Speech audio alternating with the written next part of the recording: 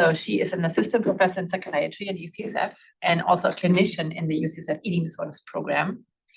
And her research examines the psychophysiological mechanisms between compulsive eating behaviors and metabolic health.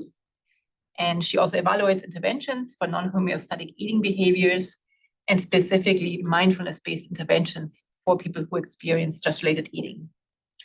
And she received her PhD in medical and clinical psychology from Uniformed Services University before coming to UCSF as a postdoc. I met her about 7 years ago when she was first applying for an F-32 fellowship. So it's been a while. Yeah. And obviously she got it. And she was a postdoc with Elissa, then a postdoc with integrative medicine. And now she is a K23 awardee and will be presenting her data on her K Award.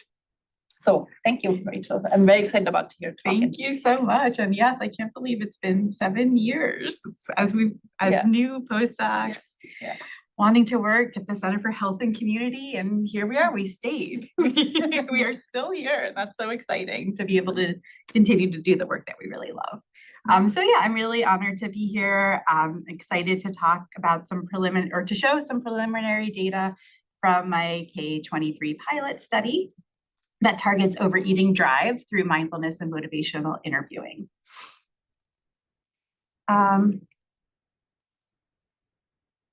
Here we go. So just a little bit more about me. I kind of see my work as like straddling these two different fields. So on the left, I'm interested in understanding obesity and metabolic health and ways to help people improve their metabolic health.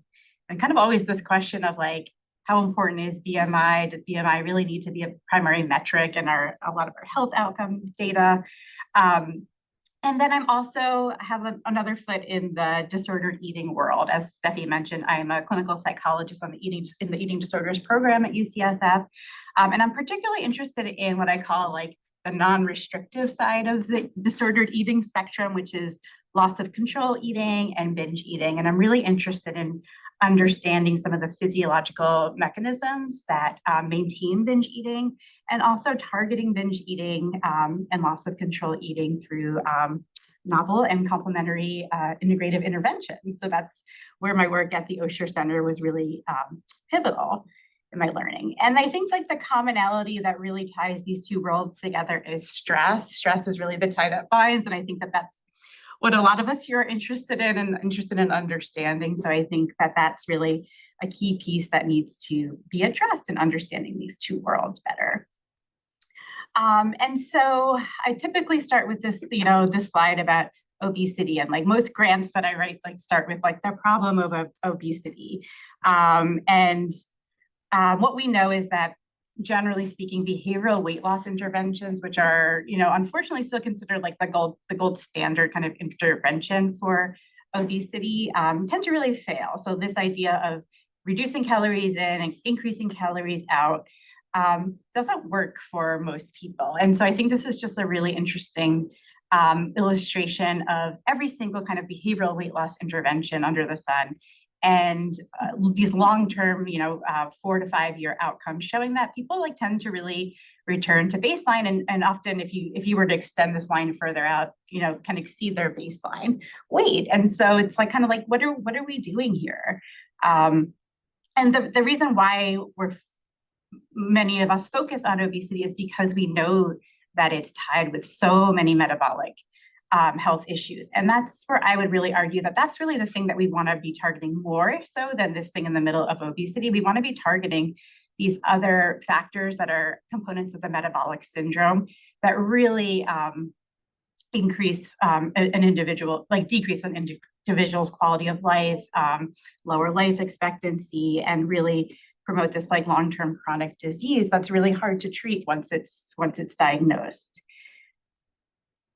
So the clinical implications. So this is kind of like us.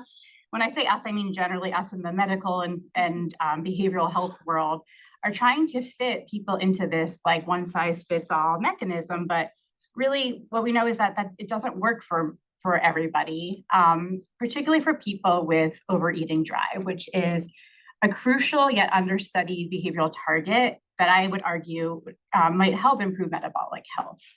And so what is overeating drive?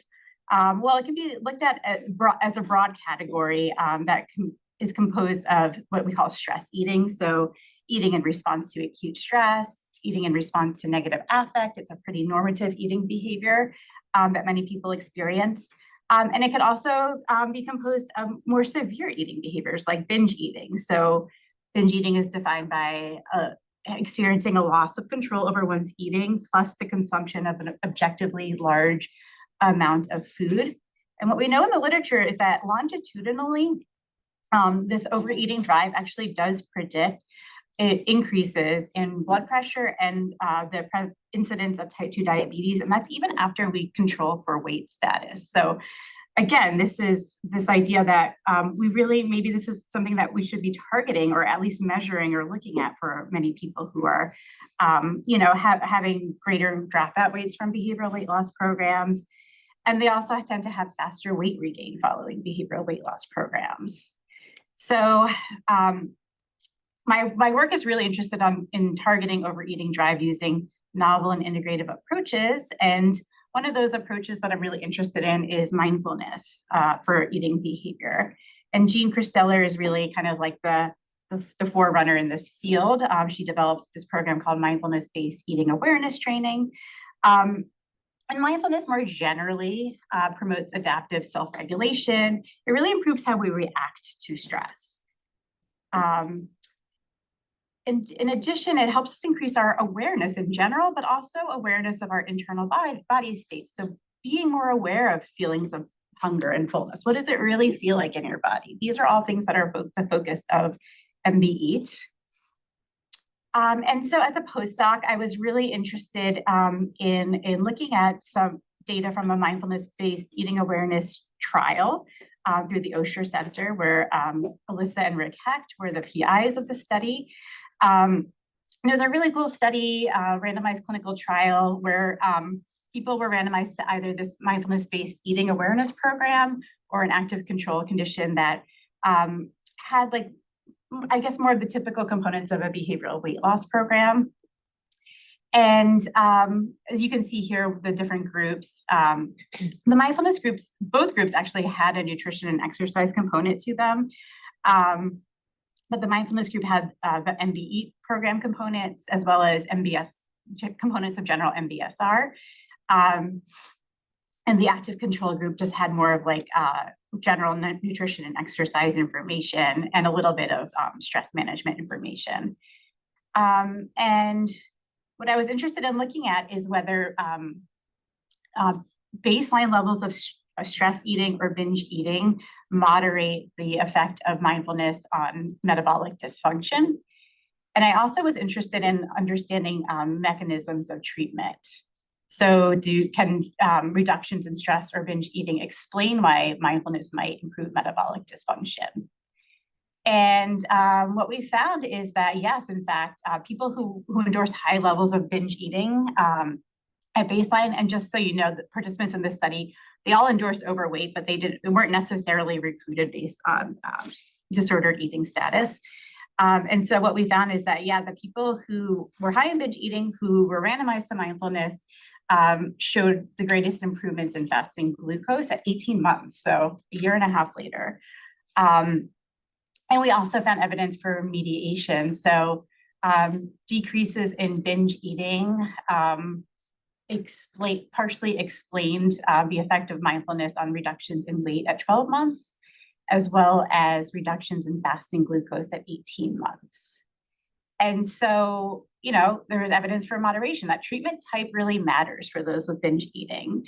So people with binge eating tend to do better with an added mindfulness versus standard behavioral weight loss program alone, which to me was no duh, but I think it was just interesting to be able to show in this RCT. And also that treatment mechanisms matter. So mindfulness treatment seems to really promote decreases in binge eating, which it can actually explain improvements in fasting glucose and weight. And so my second question was, is mindfulness enough? And so our large stress-free UC digital mindfulness study with over 1,400 participants Across UCSF employees, we found, strong effect of reductions in perceived stress. And these were employees who were not necessarily recruited based on weight status or eating behavior status. But what an interesting finding that we found is that people who were randomized to this digital mindfulness intervention versus a weightless control, we actually saw a pretty strong reduction in overeating drive. So that's measured through the red. And it was actually, and the reductions in overeating drive were explained through improvements in mindfulness measured through the MOS. So I think that's pretty interesting, just like preliminary support for general mindfulness, improving eating through increases in mindfulness. So that's a paper that we are working on. And then we also had the opportunity as part of the Stress-Free UC study with funding from UCOP to look at this sub-study of employees with overweight. And we I had the opportunity during my postdoc to be able to add in a mindfulness plus motivational interviewing kind of component to our RCT. So there were actually, it was a little bit complicated. There were 4 different groups. We didn't really expect to see a huge effect of our newly developed what we're calling now a mindful motivation program. But it was really just to see if we could establish feasibility. And what we found through this sub-study is similar to the main study, which is that the digital intervention, so either the mindfulness intervention or the mindfulness plus motivational interviewing intervention reduced perceptions of stress. And it also improved abdominal fat distribution patterns, despite no overall reductions in BMI. And that was particularly true for those with binge eating at baseline. And then another, useful finding is that treatment adherence is really important. And so people who meditate more in the intervention show the strongest improvements overall. Could I ask that quick question? Yeah, of course. What made you choose the motivational interviewing? Yeah. As a specific. Yeah. So, that's a great, leads me to my next question. So at the same time, Alyssa actually was, I don't know if it was a pilot study, but it was the soda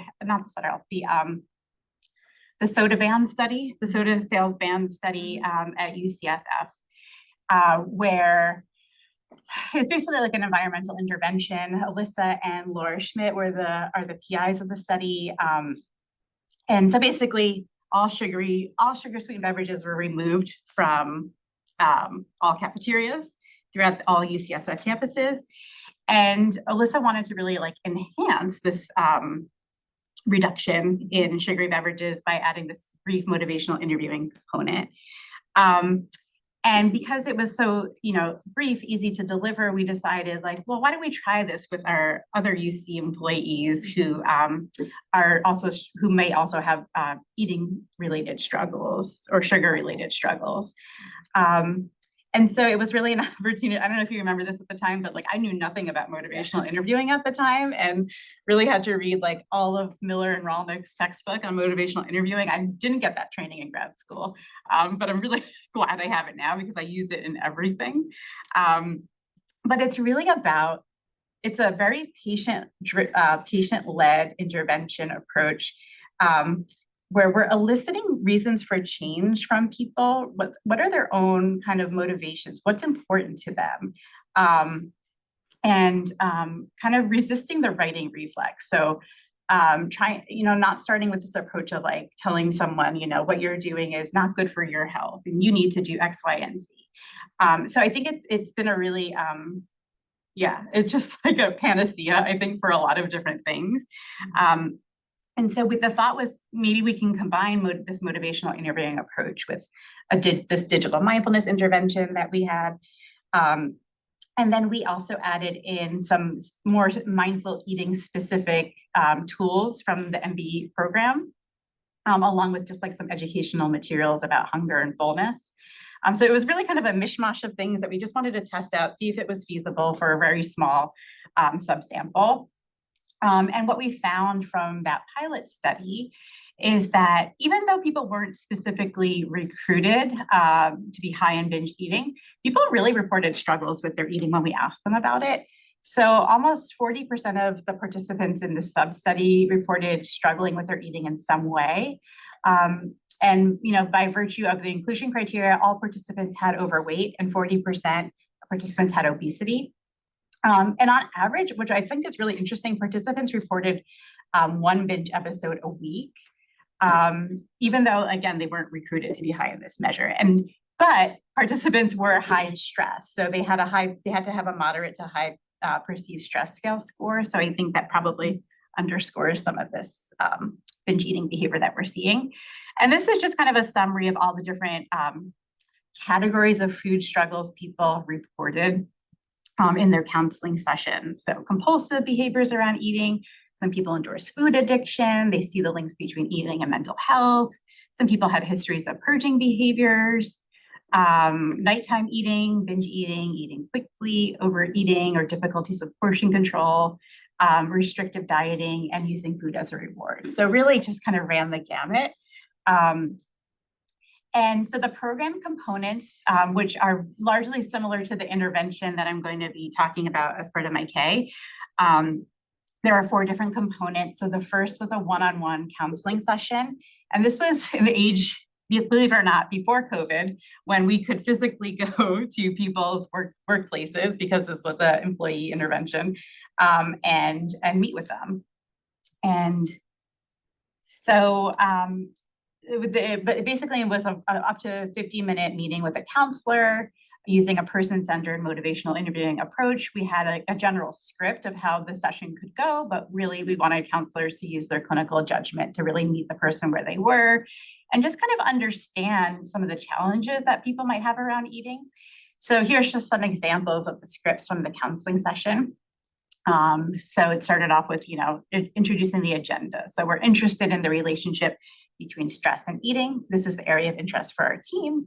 We're eager to learn more about it from you. So on my agenda is to provide you some information about sugar, stress eating, and their links with our health. And with MI, you always kind of ask for permission before you share information.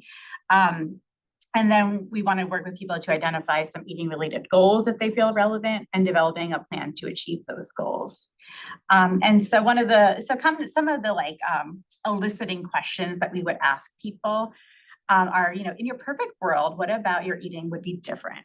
How would you like for things to change? And I think those 2 questions are really powerful. And to me, that really distills a lot of what MI is having the person verbalize in their own words, what is a concern? And then also assessing how serious or urgent does this feel for you to change?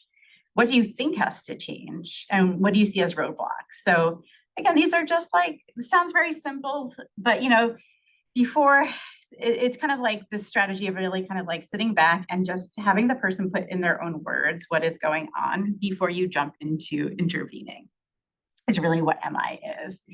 And then again, with permission, we did have all of this educational material that if participants wanted to know more information, we provided them with. So we had, again, this was before the age of COVID, so we had paper pamphlets that we gave people with just information about sugar and its links with health, information about stress eating.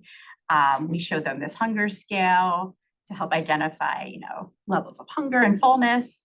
And then part of the session was about guiding people towards developing one really specific goal related to their eating that they wanted to work on. And then the primary reasons for the goal. So why is it important? And then any potential challenges that might come up. You guys are free to have coffee. Don't let it go to waste.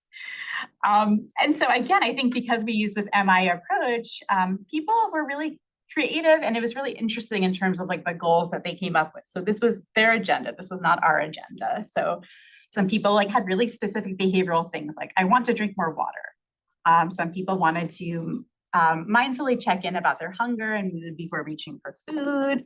Some people wanted to eat breakfast more regularly, replace unhealthy snacks with healthy snacks, and not work while eating.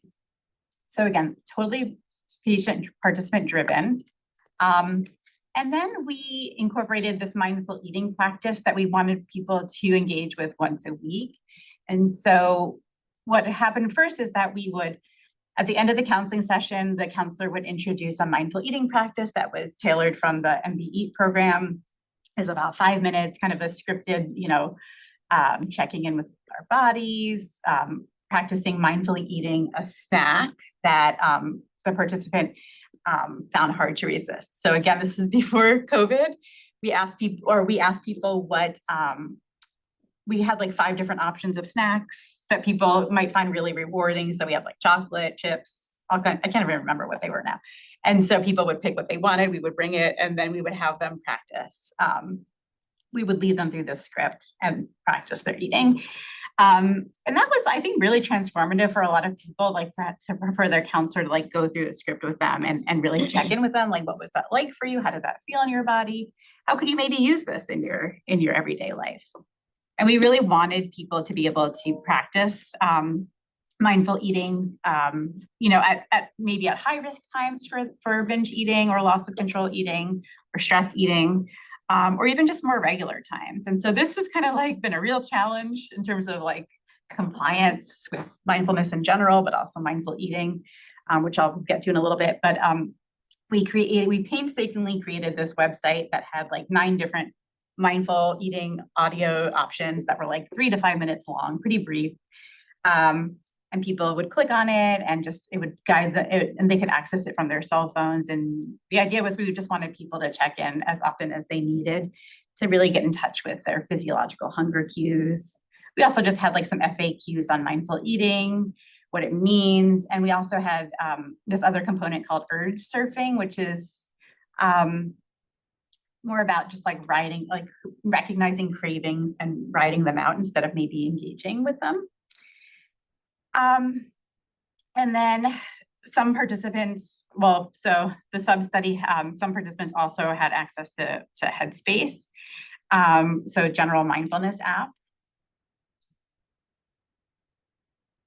And then we provided participants with 3 brief check-in calls with their same counselor just to provide support, discuss how goals are going, any challenges, and what are some successes. And again, this is using a motivational interviewing approach. And then we provided text message support, which was painstakingly hard to program. Trying to remember the program, but it was a really difficult program. I can't remember. Message media. Yeah, it was the worst. Horrible. It was so hard. And expensive. So we would program in at times that people told us that they wanted reminders or check-ins. We programmed in like pre-programmed like messages of support. So again, we had this whole spreadsheet of like all these different like text message options. So they started with just general like check-ins about like, now's a good time to check in with your hunger. What feelings are you having? And then always like a link to the study website with all of the mindful eating tools. And then just more specific mindfulness kind of recommendations. And the wah-wah part of this is that people really did not engage with our website, like hardly at all. And most people kind of found the text messages to be a little bit burdensome. So that was our hard lesson from that part. But what we found from this pilot study, so we had 82 adults who participated in this pilot intervention as part of that overall stress-free C plus health study. And most people really liked the intervention. They rated it as good to excellent. They would recommend it to others. Most people reported decreases in binge eating frequency, stress eating, and reward-based eating. But again, these were not people who were recruited to necessarily be high in this behavior. And then when we asked people what they liked about the program, they liked having this personalized relationship with a health coach, and having accountability was a big thing. They liked the opportunity to set personalized health goals around eating.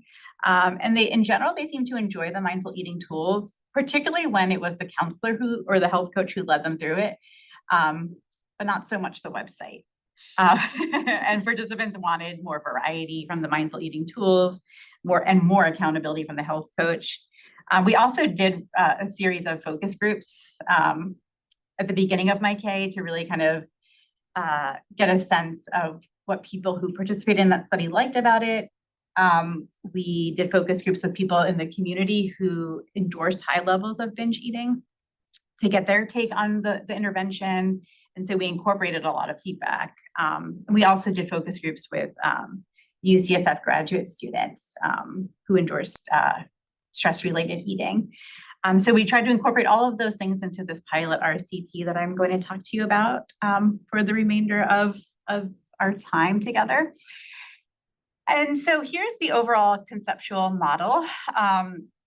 So we want to see, or I wanted to see if this more like enhanced, optimized version of mindful motivation could promote reductions in overeating drive.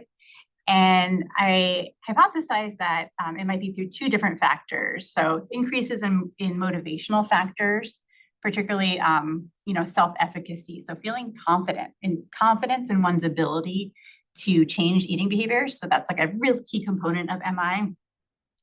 As well as increases in mindfulness factors will maybe explain, or we hope will explain, reductions in overeating drive. And so the primary aim, which is mostly what I will be showing you today, is really just to evaluate the feasibility and acceptability of this optimized intervention. We aim to recruit 40 participants. So treatment attendance, mindfulness adherence, client satisfaction, and credibility and expectancy are the primary feasibility and acceptability measures. Our second aim, which I hope to be able to present to you at the next Coffee and Science, is to look at the treatment effects at 8 weeks on changes in eating behaviors, and then to examine these potential mediators of motivation and self-efficacy and mindfulness and interoceptive awareness. So Isabella Fornell, who is in the Zoom room, really has been masterful in terms of recruiting participants through a variety of creative methods. And our inclusion criteria were adults with a BMI of 25 or above, so in the overweight category. We wanted to capture people who didn't necessarily meet full criteria for binge eating disorder, but who reported some kind of at least sub-threshold levels of binge eating. So we used the gold standard QEWP, and we included people who endorsed at least one episode of binge eating per month over the past 3 months, along with significant distress about these episodes. And they had to have daily access to a smartphone or computer. And we excluded, similar to the Stress for UC study, we excluded people who were experienced meditators or who participated in a formal meditation practice, and those who had significant medical or psychological concerns that for which this intervention might not be enough to capture their concerns. So in terms of our methods, we had an online screener to assess eligibility, and then we had questionnaires at baseline, 4 weeks, 8 weeks, and then we will also have questionnaires at 6 months. So participants come in for a baseline visit here at the Pritzker building, where we measure BMI, waist circumference, and A1C. Participants then complete 10 nights of diaries on their cell phones, where basically we're asking people to tell us whether the night before did they experience a binge episode? So did they feel like they overate plus felt like out of control with their eating? And then we asked a little bit about the content of those episodes. So tell me a little bit about what you remember eating during that time.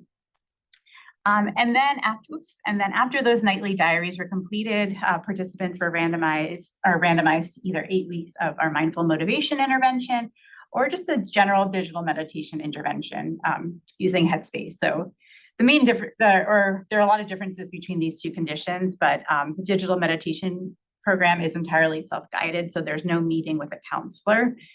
And then at the end of those 8 weeks, participants complete another 10 nights of diaries to assess the presence and content of binge episodes.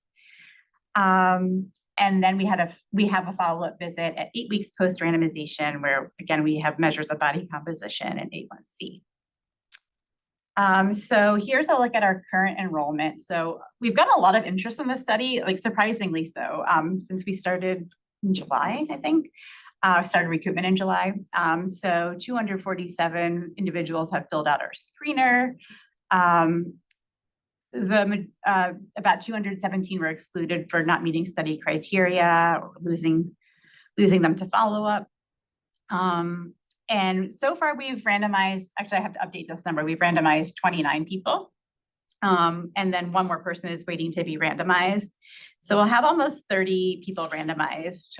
So 30 out of 40, which is our goal. So we're almost there. And 15, so this is a little bit out of date, but 15 have been allocated or randomized to mindful motivation and 14 to active control. And so far we've had 5 people who've completed either condition. So here's just a look at our baseline characteristics of the 30 people who have filled out baseline questionnaires so far. So we have, participants were about 39 years old, primarily female, which is not unsurprising for most of our eating related studies. And here's a look at just the racial and ethnic breakdown.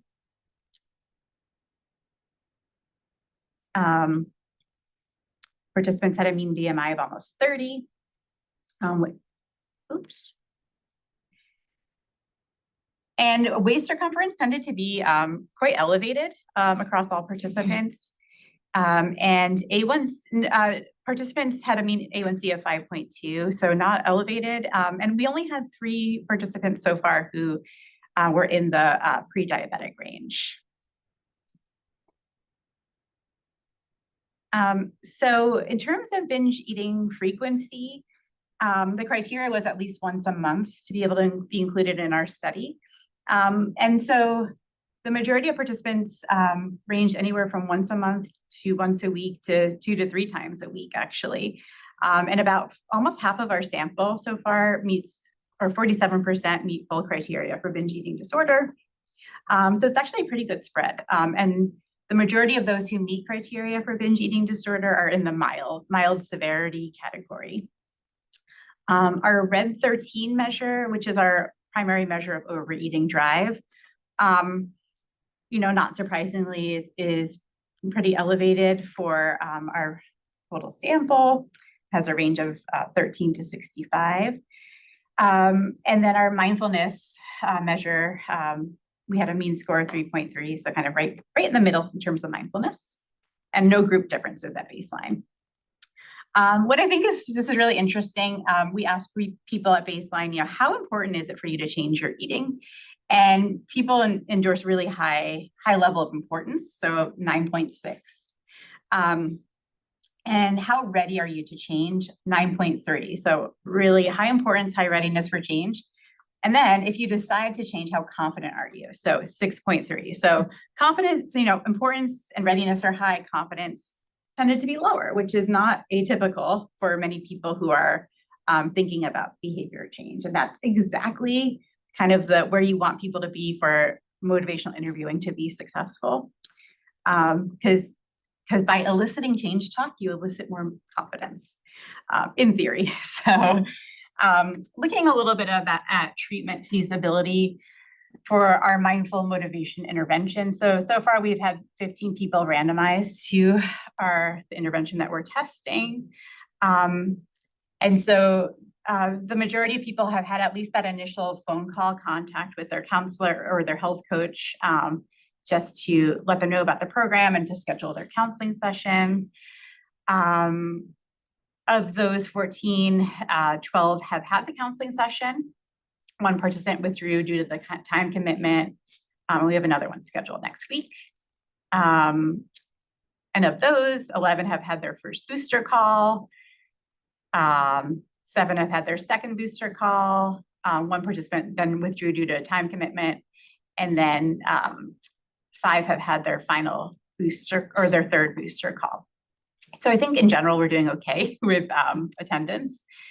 And then we also will have an optional 4th booster call at 6 months. So we don't have anyone who's reached the 6-month mark yet.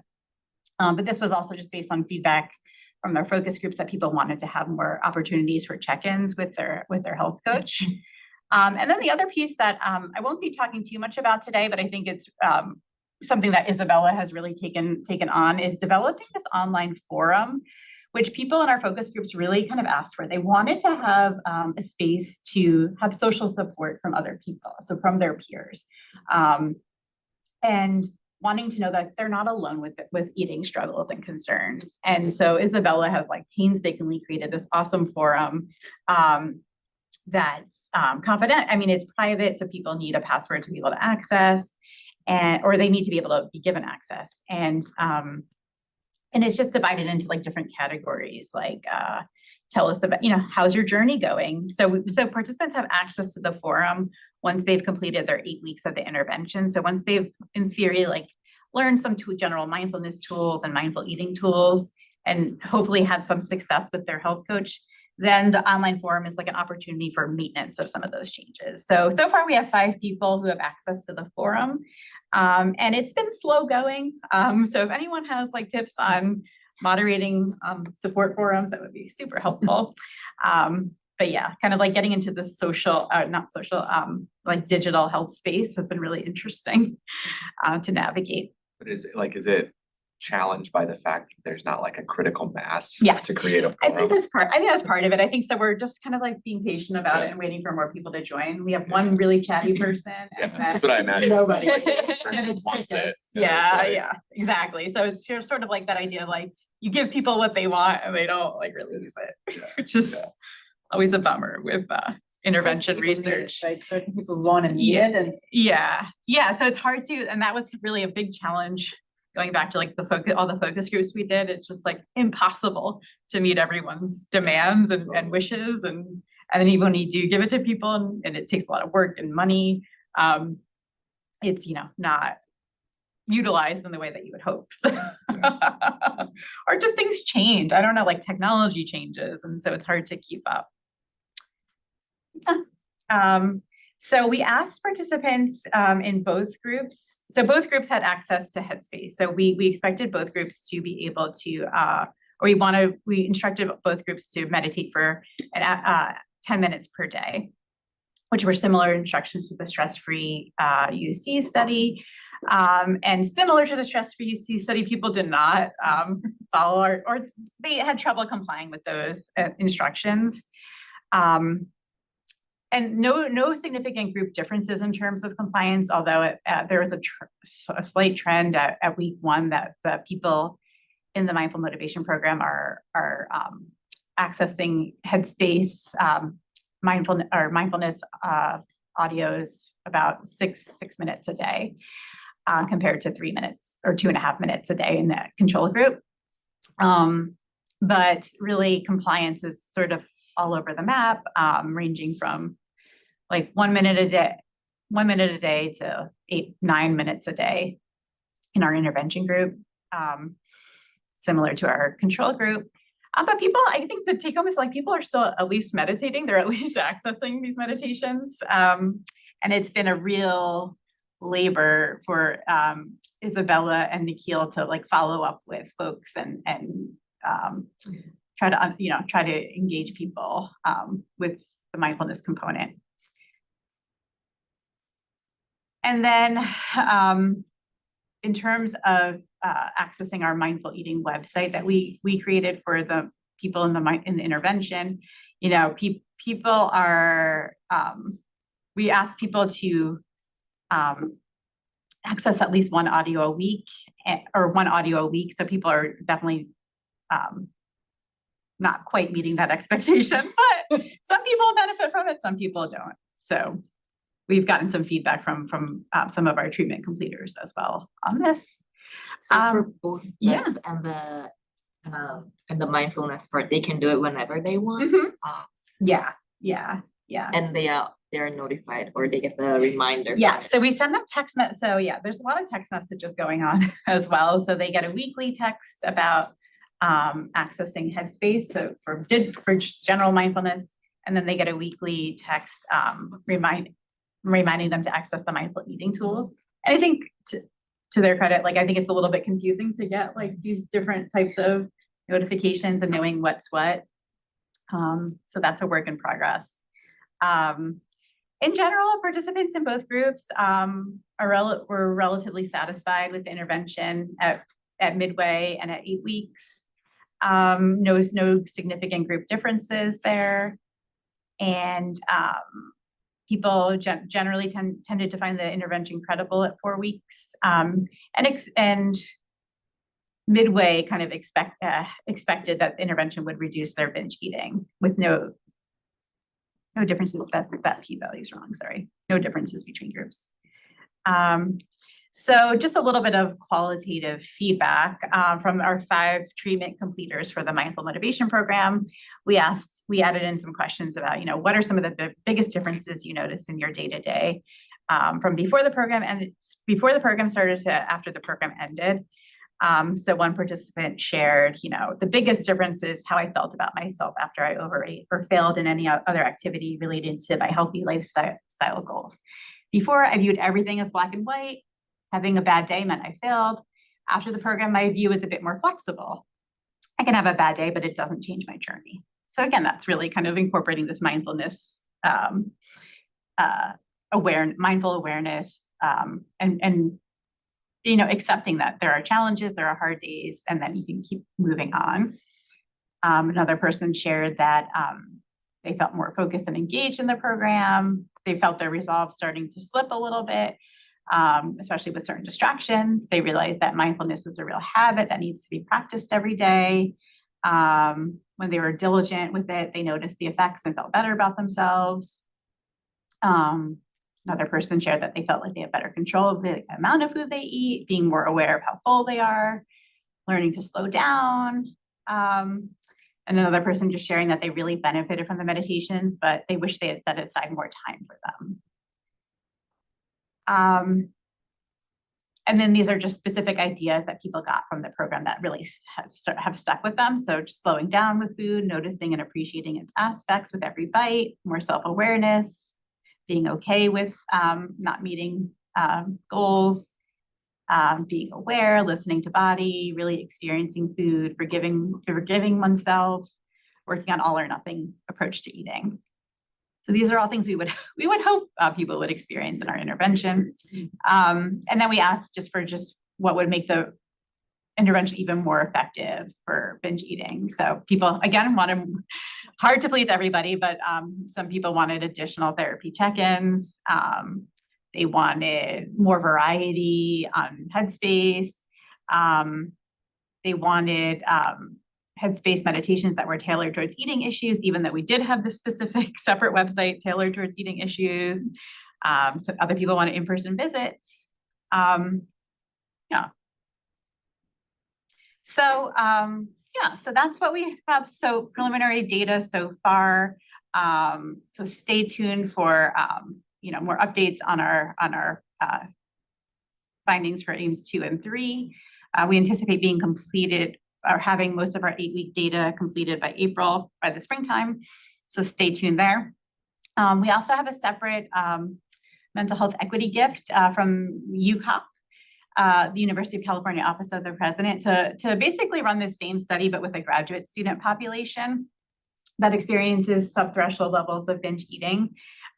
So we're aiming for 60 participants, but recruitment has really been a challenge, and funding has been a challenge. And so we're trying to be creative about how to continue this work with a high risk population of really high stress individuals who could benefit. Has the challenge been that people don't want to do it, or you don't have the money to do it, or what is both? Well, it's not that they don't want to. It's more like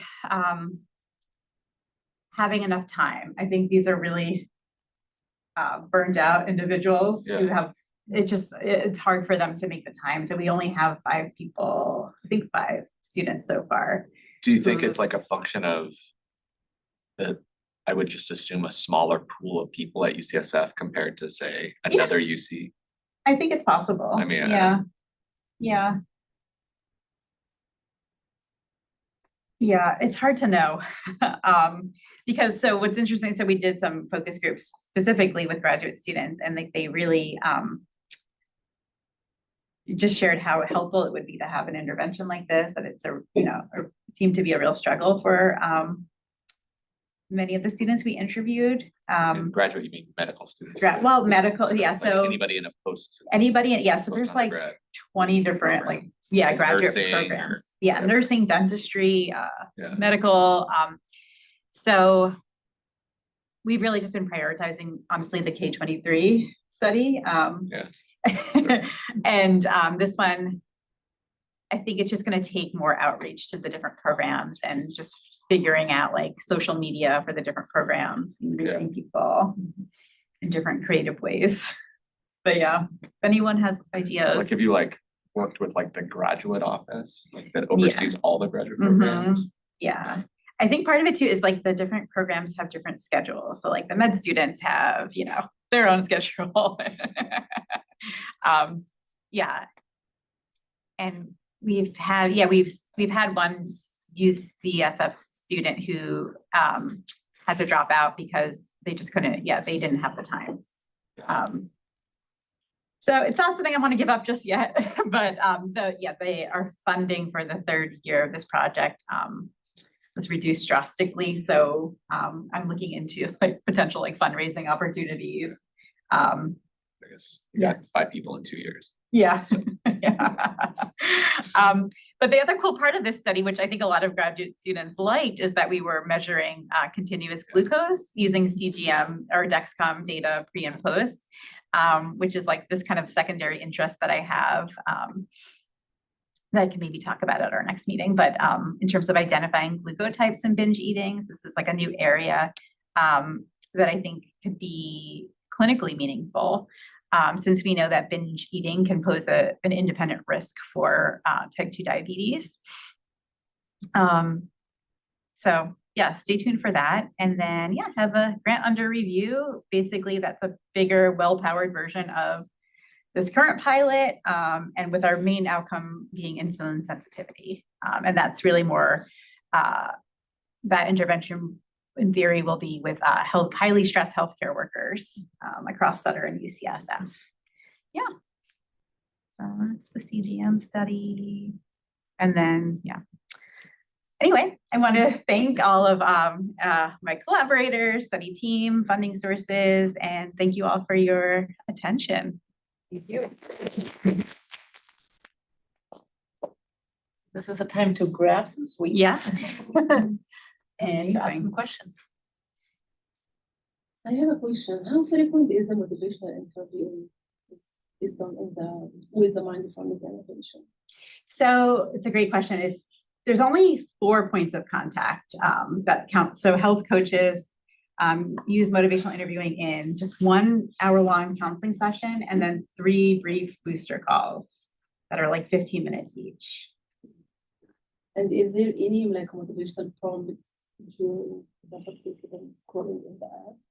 Any kind of like motivational statement or something that help them to? Not specifically in the prompts. Yeah, that's a good idea. Yeah. Because sometimes like if we only like listen for the motivational interview for like once or twice, Mhm. and then we have like 8 weeks period for like implementing the mindfulness technique, you might need like some reminder or something that help them to get like more encouragement. Yeah. Like the timing of it is they have a phone call and then a counseling session a week later, and then a booster call a week later. So kind of like enhancing or continuing to evoke reasons for change, confidence, and then 3 midway. So 4 weeks. It's a little bit complicated. So like basically like 2 weeks after the first booster call, there's another check-in, and then 4 weeks later, there's a final check-in. So yeah, it's spaced out, probably not as frequently as would be ideal. Yeah. From your like preliminary data or other studies with like mindful eating, how's like the durability been of like the behavioral changes maybe compared to like other like basic weight loss programs? Can you say that one more time? Sorry. Like just how is the durability of the intervention maybe after the program? Like How enduring? Yeah. that's something that we can look at, or we will look at here, because we will have 6-month measures. But I do know from the SHINE trial, so that was that first intervention, that was a mindfulness-based intervention. I believe that like the reduction, or the increases in mindfulness were maintained at least by 6 months. I want to say maybe close to a year.